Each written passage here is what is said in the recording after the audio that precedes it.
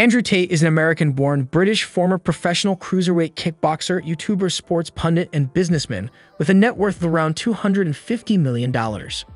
He has various YouTube channels, including Tate Speech and Tate Confidential. Together with his younger brother, they use these channels to produce lifestyle vlogs and podcasts.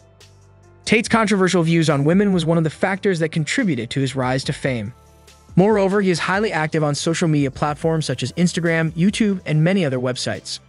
Andrew Tate also owns an impressive collection of supercars, including Aston Martins, Porsches, and McLarens, amongst others. But how does a kickboxer get to be one of the most famous and controversial people around today?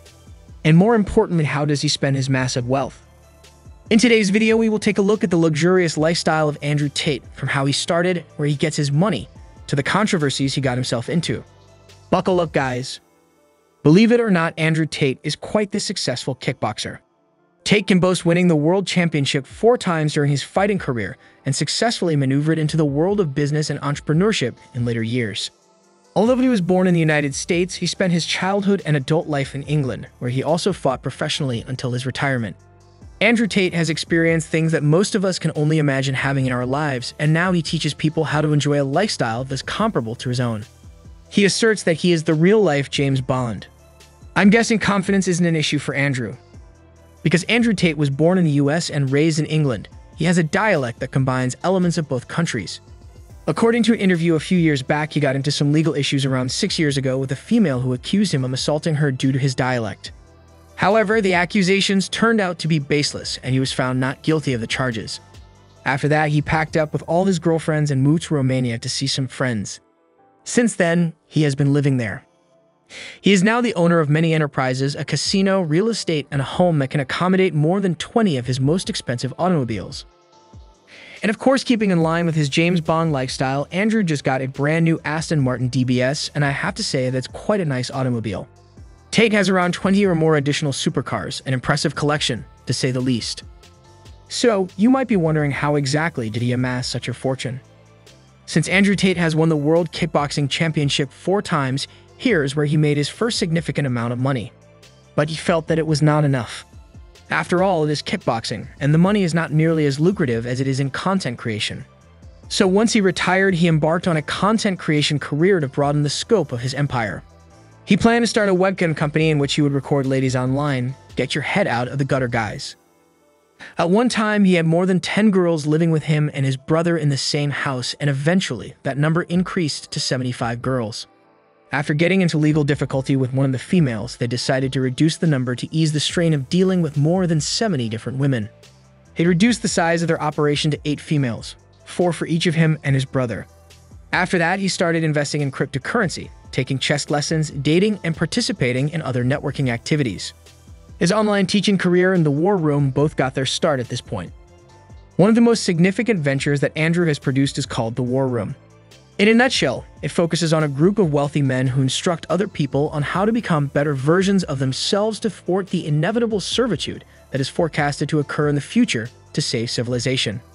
And I'm afraid I'll have to agree with him on this one. As ridiculous as it may sound, nothing in this world shocks me anymore, especially not after the years 2020 and 2021.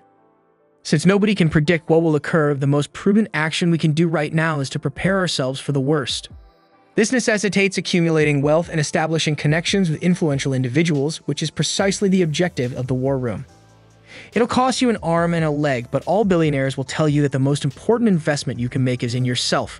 Do that before you put money into anything else. There are a lot of people who dislike Andrew, but there are also a lot of people that support him. That's because he doesn't really care about what other people think and speaks truthfully about what's going on in his head. Because of this, many of his accounts were banned from various social networks. So he continuously comes up with new ones. The remarkable thing about Andrew is that he does not place any dependence on other people or things. Because he is an entrepreneur and does not represent any firm, person, or organization, he is not required to modify whatever he says to show respect for the company or companies he works for. He may say whatever he wants. The capacity to say whatever is on one's mind without worrying that one could be silenced is an example of the kind of freedom that everyone should work toward achieving. Because of his "I don't care what anyone thinks" attitude and his outlook on the world, Andrew is someone many youngsters look up to. He has visited 72 countries and accomplished more in his life than the vast majority of individuals would in 1,000 years' time. Today, Andrew is the owner of various enterprises, both online and offline, as well as investments in cryptocurrencies and real estate. He even has a casino in his portfolio. We have no idea how much money he makes from each hustle, but we know that Hustlers University is one of his major moneymakers. If it wasn't, he wouldn't be putting so much effort into advertising it. It costs $49 a month, and we have it from reliable sources that he has hundreds of active users, which results in a revenue of at least $150,000 per month and possibly much more. He's aware of how to make money, how to get attention, how to live a life that the majority of people can only dream of, how to network with influential people, and how to date some of the most attractive girls in the world. With all that being said, all evidence points to the fact there is really nothing that Andrew Tate is unable to do. Most publications claim that he is worth anywhere between $300 to $400 million, but these numbers can be far higher than that, potentially even over $500 million. On certain days, he will spend $30,000 on booze alone in a single night, and he will almost always purchase a brand new supercar monthly. This guy is flush with cash and has a lot more of it coming in than any of us thinks he has. But how did Andrew Tate manage to garner such a large fan base? Personally, I believe that if you like him and the way he sees the world, you will follow in his footsteps. On the other side, even if you loathe him after seeing one of his tweets or videos, you will continue to watch his stuff to see what else he discusses. After that, you will most likely tweet about him or produce a video about him, giving him even more attention. So, regardless of how you feel about him, it's likely that you'll continue to pay attention to him and offer him additional following. But the question is he a scam or the real deal? If there is one thing that Tate does extremely well, it is deceiving others, speaking controversy, or pushing the limits of the law. I'm sure he enjoys all of the above.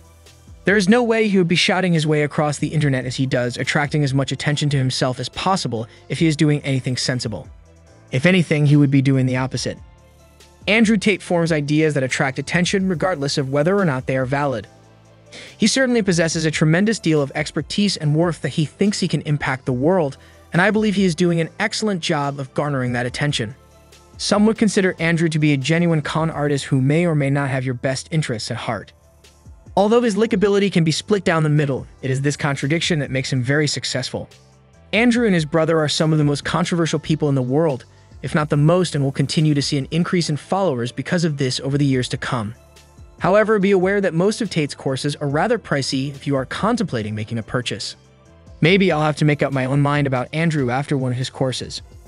So, what do you think of Andrew's opinions on, well, pretty much everything in the world? Do you think he is a scam, or does he actually give some genuine knowledge and education on important topics? I suppose we'll be watching him either way for the foreseeable future. See you in the next video, guys.